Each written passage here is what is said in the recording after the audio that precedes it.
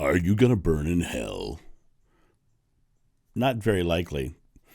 Hey guys, this is John back again. Very excited.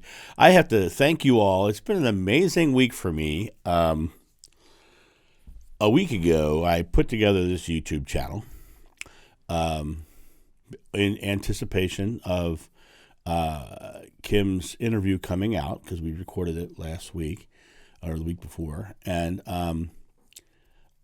I said, let's get the YouTube channel up, let's get it all set up, let's get it going, get it moving. And on Thursday morning, this YouTube channel had 4 subscribers, and 2 videos. One was an introduction to the channel, one was the first video. I wanted to have them out and ready so they're ready to go. This morning I woke up and I came out and we have 369 subscribers and 275 watch hours, which is amazing in 1 week's time. And it's all because of Kim Carey and that interview, and I love and appreciate her for that.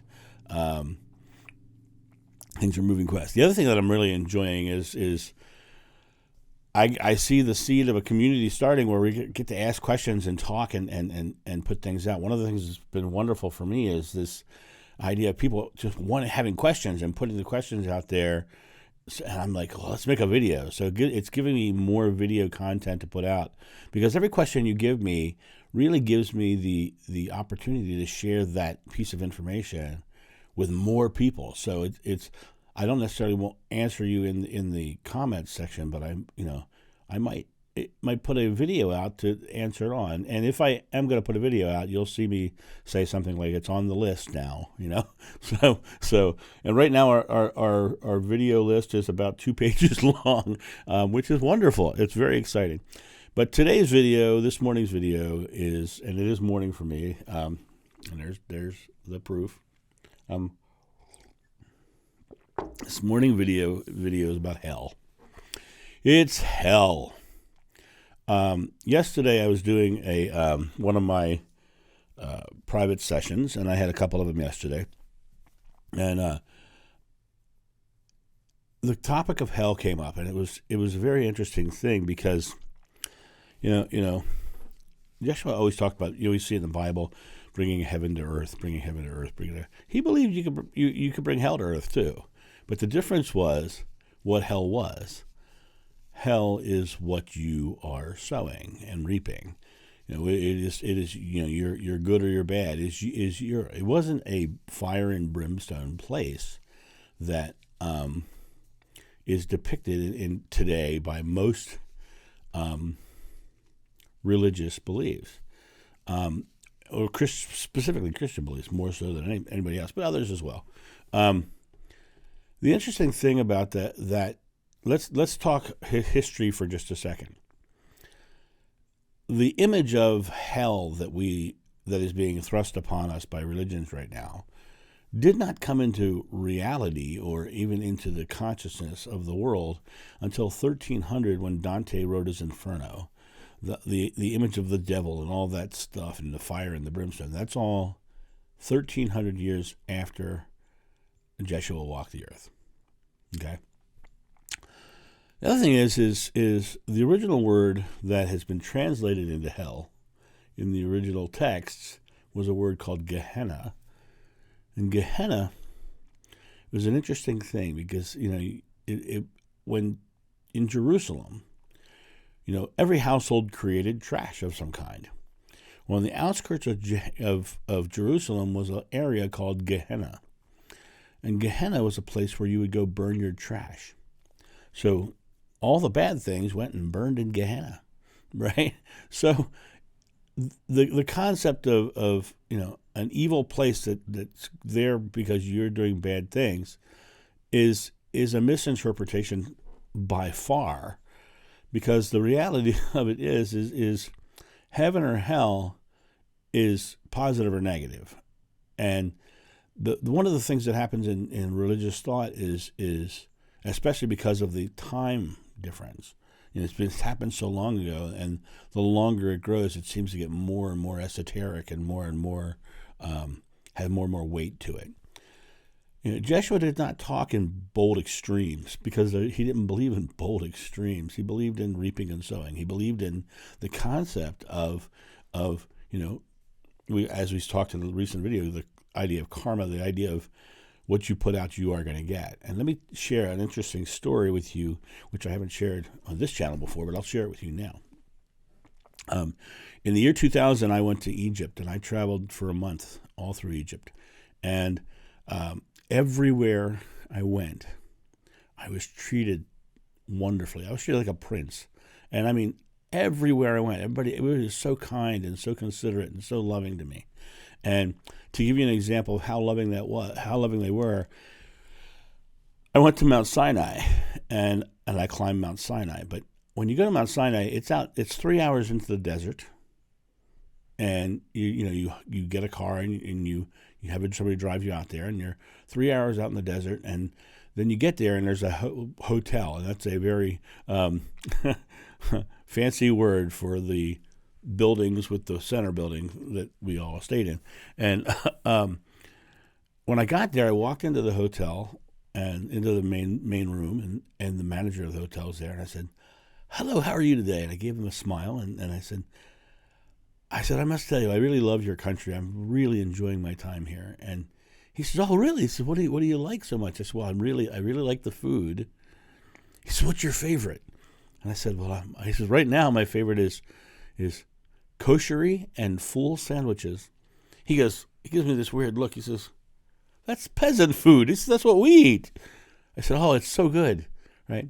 But the interesting thing about that is the reason I was getting that kind of food is because I was befriending locals. So I was eating the same things they were eating. But he was like, so he ended up talking more and more and more. And then when it came time for dinner, the way it worked at that place was everybody would come to the main building at a specific time, and dinner was served. But dinner was served by everyone getting the exact same meal. The doors would open and the same meals would come out. So we come out and we're sitting there watching all these people around us getting these beautiful steak dinners. We're like, "Oh, this is beautiful, beautiful." And suddenly the kitchen door kicks open, and a giant bowl of koshery and full sandwiches comes out and sits down. And we're like, "Oh my God." So we're eating koshery and full sandwiches. And then our steak dinners came. So, he was treating us literally like a prince, me and my wife at the time. So when you're at Mount Sinai, you start climbing at 1 o'clock in the morning. And when you're climbing the mountain, it's pitch dark. And the reason you start at 1 o'clock in the morning is because you start at 1, you get to the top just before sunrise. And if you look at the top of my YouTube channel, that's a picture of me standing on the top of Mount Sinai at sunrise. So here I am. I'm climbing Mount Sinai in the darkness, and about 2:30 in the morning, hour and a half into the climb, in the darkness on the side of Mount Sinai, I hear, "John, John." I have to tell you, when you're on the side of Mount Sinai in the darkness, climbing to the top, and you hear your name called in the darkness, it's pretty trippy. But it wasn't God. It was the manager of the hotel running up the mountain to give me his coat because he thought I'd be cold at the top. This is how I was treated the entire time I was there.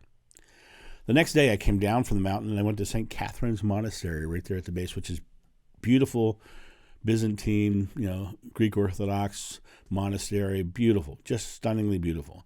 And, you walk in and the incense is there and thick in the air, and the Byzantine monks are walking around, and the Greek monks are walking around, and just beautiful art everywhere, beautiful, beautiful. And I'm walking along, I'm just enthralled with being there. And I suddenly hear this voice again. "Hey, are you American?"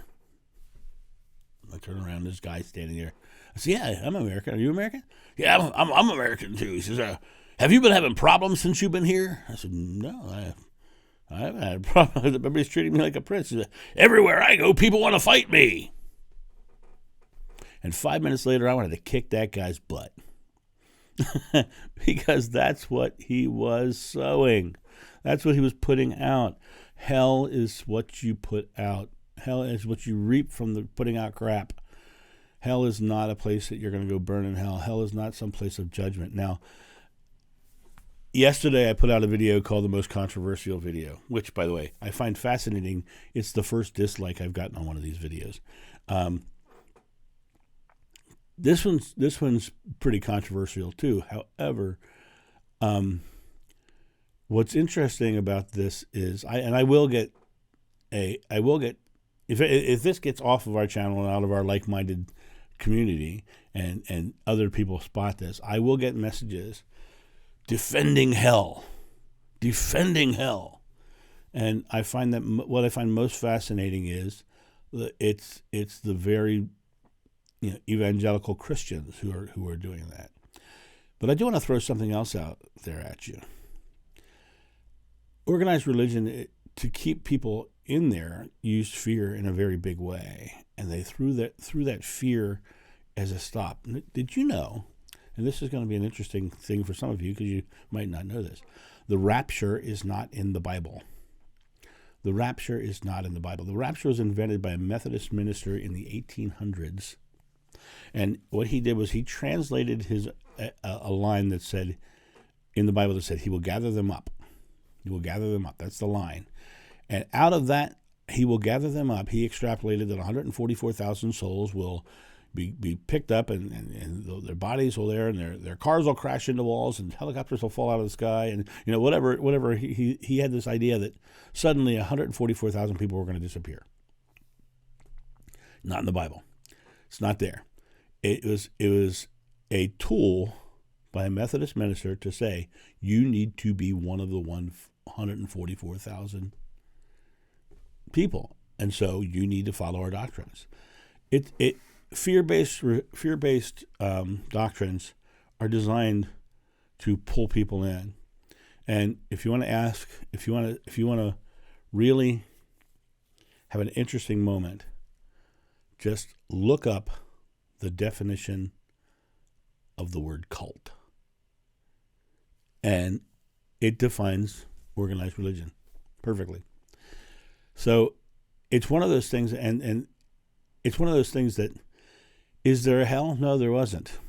Did Yeshua believe in hell? No, he didn't. He believed in the idea that we are the creators of our experience, and we can create a place that we can go burn in Gehenna, right? And I think I've often, whenever I thought of this, the Gehenna thing, I've always thought of, a mother in Jerusalem with a kid who's acting out, says, "You better stop her. You're going to burn in Gehenna." Right? I could totally see that happening. Being from a Catholic family, I've heard you're going to burn in hell. Those kind of things happen all the time. But I really want you to realize that fear is really the hell. Fear is the thing that's holding you back. As I said in another video, in Sufism, there's God on one side of a veil, we're on the other side of the veil, and the veil is our fear. And they believe that our life is the struggle against that veil. Well, the other thing that happens in that is that we get into our fears, and our fears and our negativities become habitual. And this was something that came out in one of my sessions yesterday too, which I wanted to share this. I will never share anything personal. In fact, I don't even keep the recordings of those sessions, because it's not my sessions, it's their sessions. So, but things that I talk about all the time, I'm often reminded of them in sessions, so I bring them up. In Buddhism, one of the most famous lines in Buddhism is, life is suffering. And when we're talking about hell, we should talk about suffering. And life is suffering. And what I find most fascinating about that famous Buddhist quote is it's misinterpreted. And it's misinterpreted for a very specific linguistic reason. The word that was called suffering was a word called dukkha. And dukkha was translated from the language of Pali, Pali, Pali. And Pali is a conceptual language and English is a literal language. And so Pali speaks in concepts, and English speaks in literal language. So when they translated the word dukkha from Pali into English, in English, dukkha has 3 separate meanings. But they always focus on the first one when they interpret Buddhist teachings. The first one is pain or suffering. The second translation is habitual response. And the third one is belief from experience. So when you take the 3 translations and you put them into the conceptual translation, life is suffering caused by habitual response from our subconscious mind. And that is why you must be, in my mind, born again. Set down your past and start a new subconscious belief. So we talked about that in another video. So think about that. Life is pain and suffering from habitual responses caused by our subconscious mind.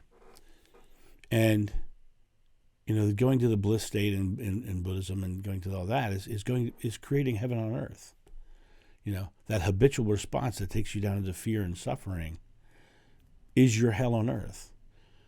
So one of the things that I find most fascinating about spiritual and religious thought nowadays is it's so based into broad, big, giant, esoteric, I can't understand it sort of principles. It's so broad I can't understand it. What Jeshua did was tell you it's not that broad. He never taught that way. It was small. He talked about if you have faith as small as a mustard seed. He wasn't talking about if you have the faith as small as the microorganism of a blah blah blah blah blah that is and something you can never conceptualize. He spoke in very simple terms because it's that simple. It's so simple that we can't grasp it. And that to me is important, that we understand that don't think so in such polarity of, fear and, don't go there. Keep it very simple. What you reap, you sow. Be love. Or as got coined on my interview with Kim, live loving. I'm loving that. I'm going to make a bumper sticker, I think. Live loving. Live loving. And if you live loving, then you're going to live a long time and you're going to live a happy life. You're going to live a joyful life. Just go live loving. Have a great day, guys, and I'll talk to you soon. See ya. Bye.